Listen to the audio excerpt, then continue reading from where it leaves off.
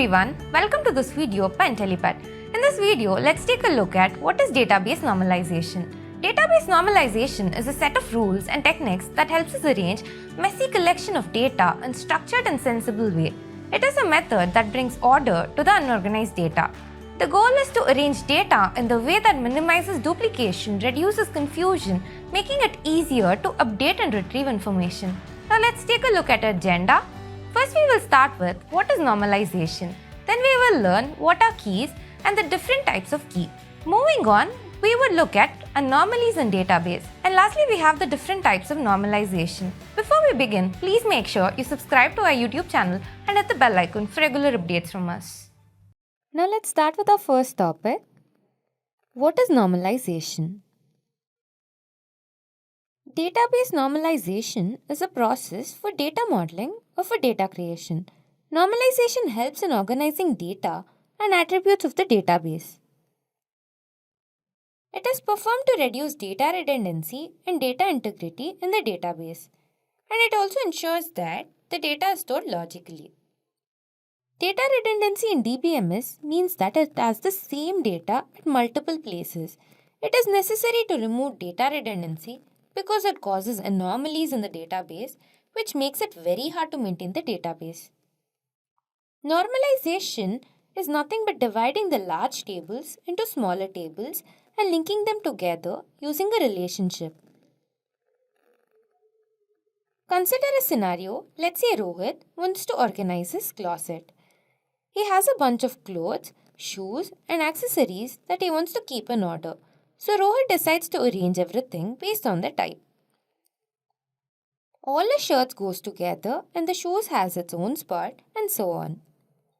So this helps him to find things quickly and keeps his closet neat.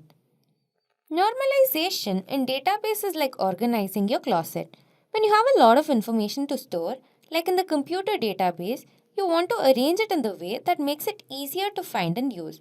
Instead of throwing all the information in one big pile, you divide it into smaller relevant groups, just like Rohit did with his clothes. So, normalization is a process of taking your data and dividing into separate tables, each focusing on a specific type of information. This helps to reduce repetition and making it more effective to manage and retrieve the data. It's like it gives a piece of data its own spot in the database, just like each of the cloth has its own spot in the closet.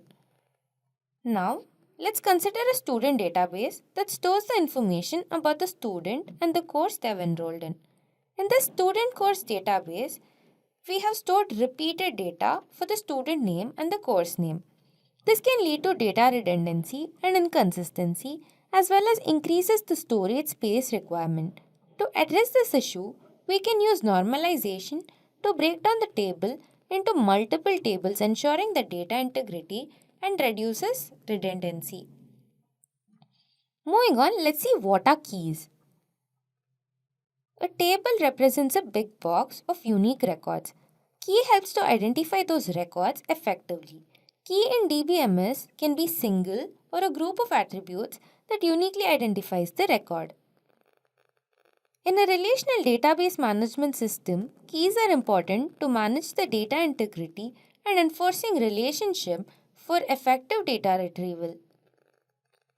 Keys help in identifying and establishing relationship between the rows in different tables. They also play a significant role in database design and query optimization. Imagine you have a huge collection of books and you want a specific book without searching through each book. So you put sticker on the book with a unique code or number. This sticker is like a key in DBMS. It will help you to identify and locate a specific book much faster without having to go through all the book one by one. Next, we have the different types of key. The first one is primary key. A primary key is a unique identifier for each row in a table. It ensures that each row is uniquely identified and serves as a reference point for establishing relationship between other tables. A primary key cannot have duplicate values or null values, and it is used as a reference to other tables. Let us consider an example. In this example, the column employee ID can serve as a primary key. Each employee has a unique ID assigned to them, which makes it a good candidate for primary key. The primary key ensures that each employee can be uniquely identified within a table. Here in this database, we consider the employee ID as the primary key because it makes sure no two tables can have the same employee ID. Every row must have a value in the employee ID column and must not be null. The employee ID value does not change over time. Then we have the foreign key. A foreign key is a column in a table that references to the primary key of another table. It establishes relationship between two tables, allowing you to enforce referential integrity. This means that the value in the foreign key column must match the value in the primary key column of the reference table or can be null. Foreign key helps to maintain data consistency and enables creation of meaningful connections between the related table. Let's consider the same example, the employee table, and let's consider a new table, employee task, and see how foreign key works. Here, the employee task table contains the task assigned to the employee. The employee ID column in the employee task table is a foreign key that references to the employee ID column in the employee table. This relationship ensures that there's a relation between two tables. The employee ID in the employee task table refers to the primary key in the employee table. This relationship ensures that each task is associated with a valid employee by referring to the unique employee ID. Then we have the unique key. A unique key is similar to the primary key in that it enforces uniqueness within a column or a set of columns. However, unlike primary key, a table can have multiple unique values. Unique key helps in enforcing data integrity and can be used as an alternative way to identify rows. Let's again consider the employee table. The email column could be considered as a unique key. This could ensure that each email address is unique within a table, preventing the duplicate email entries. The email column enforces uniqueness across all the rows in the employee table. Unlike the primary key, a unique key does not have to be the main identifier for the table. Then we have the candidate key. A candidate key is a column or a set of columns that could potentially become the primary key for a table. This column must be unique and not contain null values. A table can have multiple candidate keys and one of them is chosen as a primary key. So let's consider the employee table. Here both the employee ID and the SSN column could be considered as candidate key for the employee table. For instances, you were to choose the employee ID column as a primary key and SSN column still satisfies the uniqueness and not null property and can be considered as an alternative candidate key.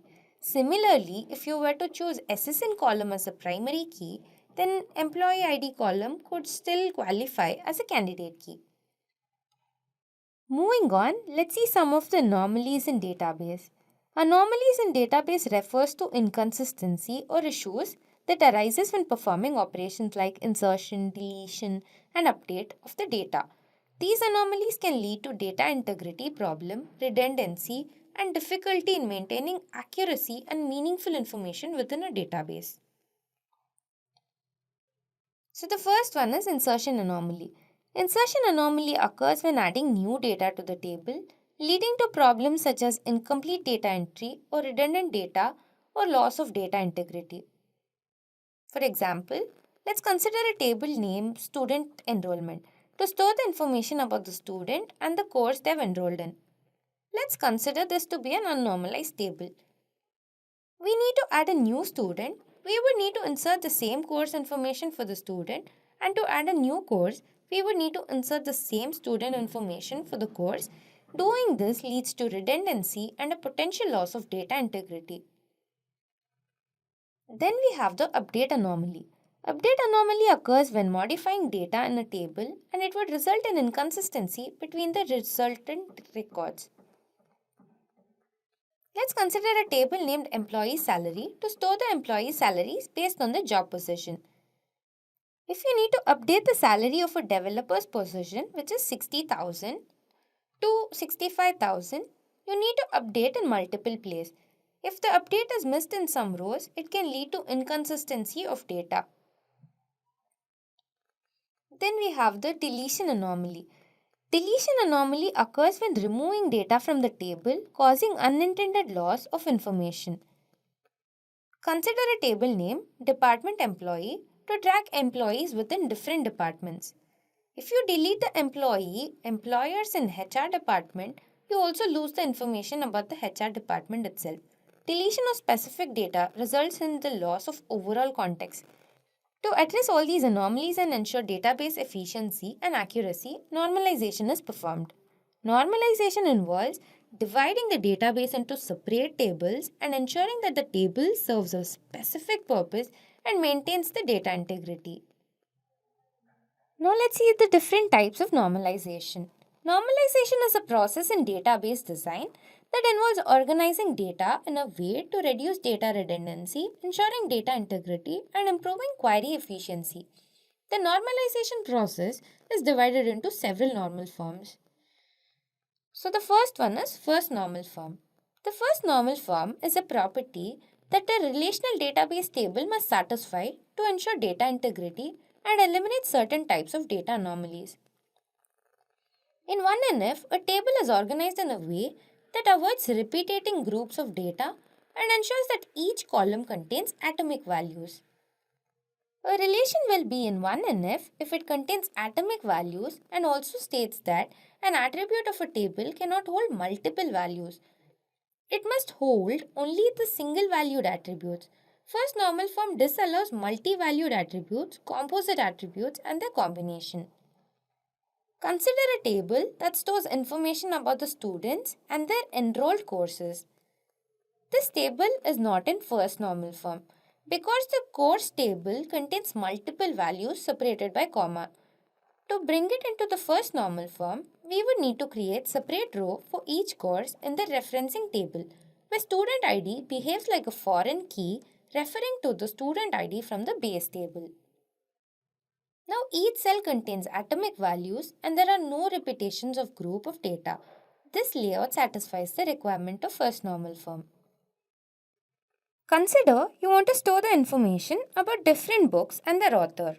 So let's create a book table where it has the attributes called book ID, title, author and the publication year. Now let us add some values to this table. Now we have added few values to the same table. Now let's display and see how the table looks.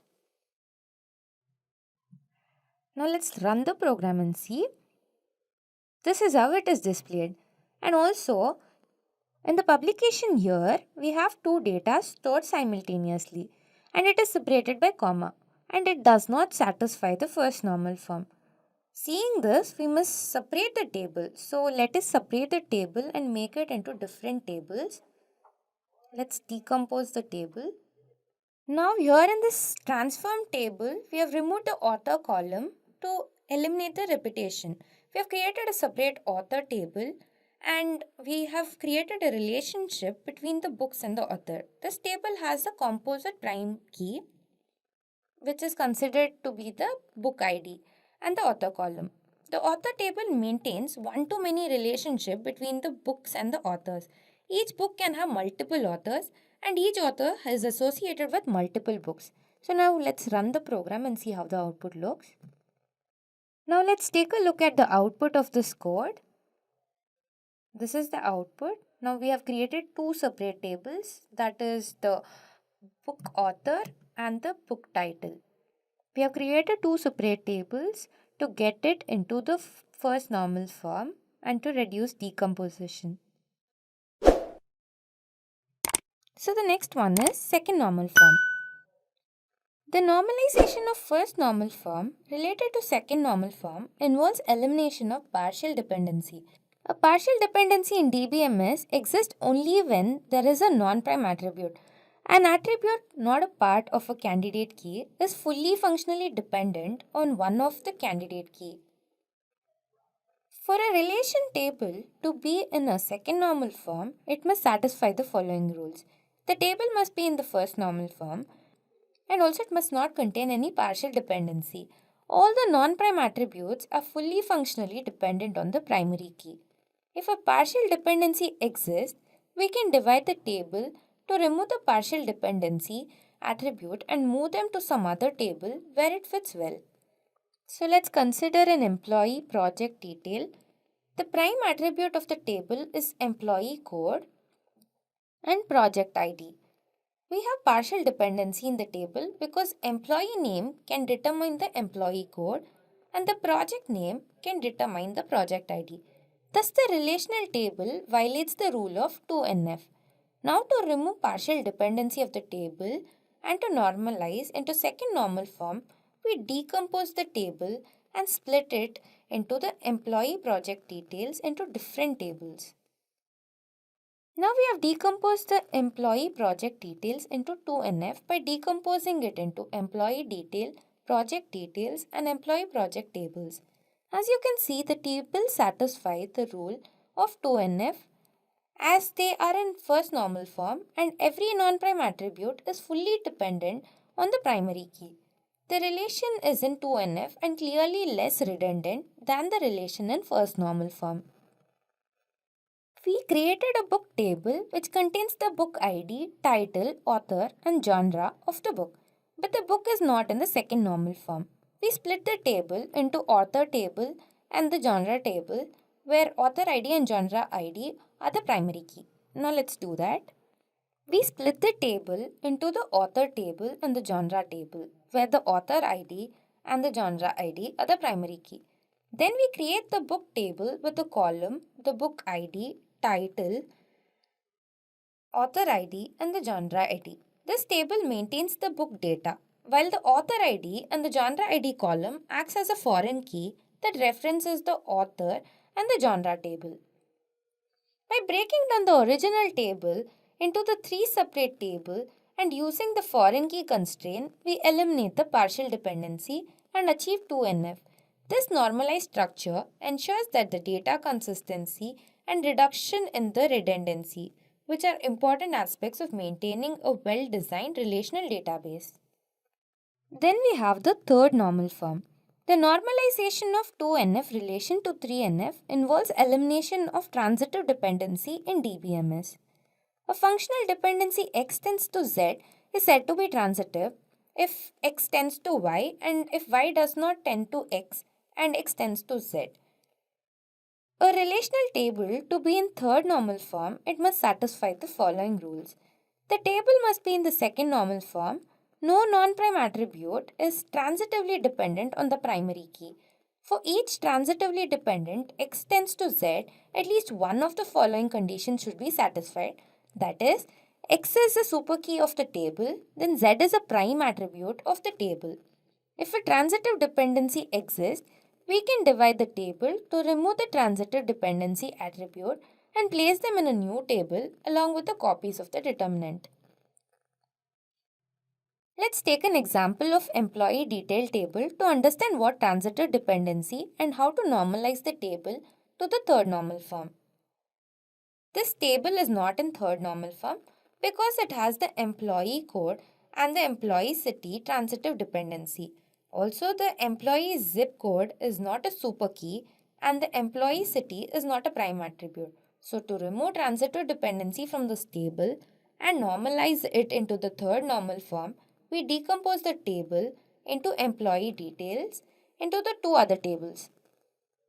Now the employee detail table is decomposed into employee detail and employee location table, and they are in 2NF and they do not have any transitive dependency. The last one is BCNF. BCNF is an advanced version of 3NF as it contains additional constraints compared to 3NF. For a relational table to be in BCNF, it must satisfy the following rules. The table must be in third normal form. For every non-trivial functional dependency x tends to y, x is a superkey of the table. That means x cannot be a non-prime attribute if y is a prime attribute. A superkey is a set of one or more attributes that can uniquely identify a row in a database table.